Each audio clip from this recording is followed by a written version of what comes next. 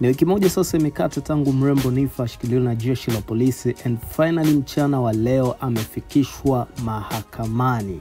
Niffer akiwa pamoja na wenzake 21 wamefikishwa mahakamani hapo leo mchana Ijumaa Novemba 7, 2025 na kusomewa mashtaka matatu ambayo ni kula njama ya kutenda kosa la kuharibu miundombinu. Hilo ni shtaka la kwanza, lakini mashtaka mawili ambayo wamesomewa ni ya uhaini. Kosa la kwanza linawahusu washtakiwa wote 22 ambapo kwa pamoja wamekula njama ya kutenda kosa au kupanga uhalifu ambao ni uhaini. Lakini kosa la pili ambalo ni la uhaini pia linawahusu washtakiwa 21 isipokuwa mshtakiwa mmoja pekee ambaye ni Niffer, ambapo washtakiwa walianzisha nia ya kuzuia uchaguzi mkuu mwaka 2025 na kutishia mamlaka na wakatekeleza nia hiyo kwa kufanya vurugu zikisababisha uharibifu wa mali za umma. Na kosa la tatu ni la uhaini pia ambalo linamhusu mshtakiwa namba 1 peke yake ambaye ni Niffer, ambapo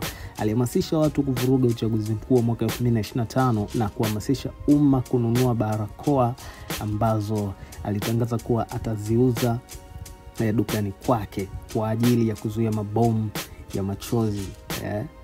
Bana.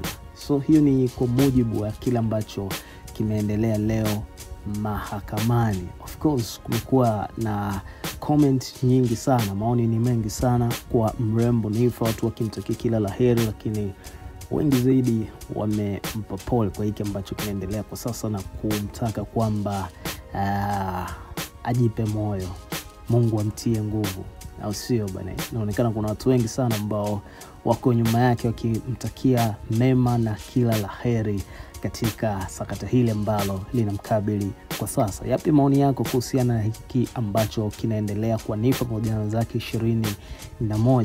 Okay, usiache kusubscribe ili uzidi kupata taarifa zaidi za Bongo.